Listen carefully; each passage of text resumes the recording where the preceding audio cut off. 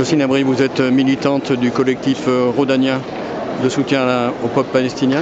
Aujourd'hui, bien sûr, il y a ce qui se passe à Gaza et qui est terrible, mais il y a aussi la condition générale qui est faite au peuple palestinien. Oui. Alors il n'y a pas bien sûr que ce qui se passe à Gaza, c'est ce qu'on voit qui est tellement monstrueux. Je crois qu'on a atteint un niveau de monstruosité qui est au-delà de tout ce qui pouvait être imaginé. On dépasse le pire.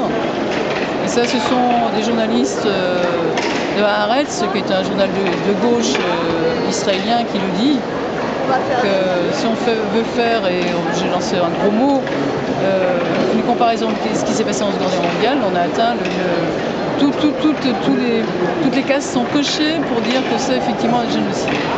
Ce qui se passe aussi de l'autre côté, ce qu'on appelle les territoires occupés. De toute façon, tout est occupé.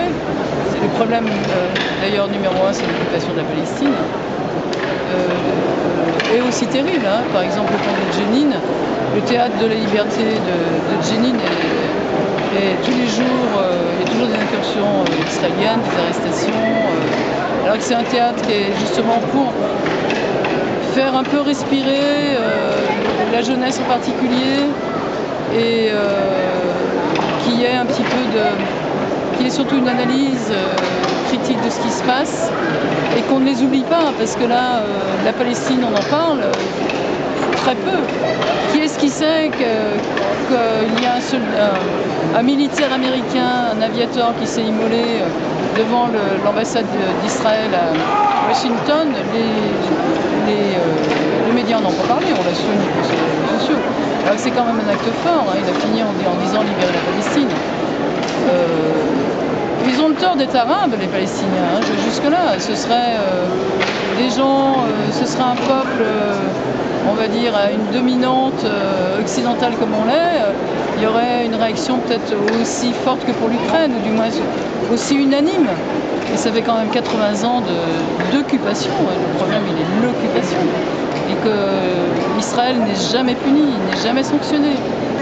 Je ne sais plus combien il y a eu de résolutions de l'ONU, ça doit monter à au moins 200, qui dénoncent ce que fait Israël en Palestine, mais Israël n'est jamais sanctionné.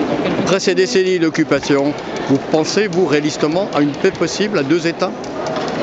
Ah, l'histoire des deux États, c'est pas nous qui pouvons le juger. Deux États, non. Pour moi, c'est sûr que non. Il y a déjà eu Oslo qui voulait faire une partition, et les Palestiniens étaient très défavorisés. Deux États, non, c'est pas possible. Moi, je suis vraiment avec Eyal Sivan, qui est donc un scénariste israélien, qui dit que les États communs existent déjà, la monnaie est commune. Donc après, il y a, par exemple, les produits manufacturés sont communs. Il peut y avoir un État effectivement à plusieurs professions, voire marxistes, c'est pas forcément des professions religieuses, enfin, mais qu'il y a une justice. L'important, c'est la justice sociale et la décolonisation. L'histoire des deux États, c'est nous qui nous amusons avec ça, mais qu'est-ce que les Palestiniens vont récupérer en deux États? On est gentil quand on dit ça, on se moque d'eux, comment on se moque d'eux? Mais bon, c'est mon opinion.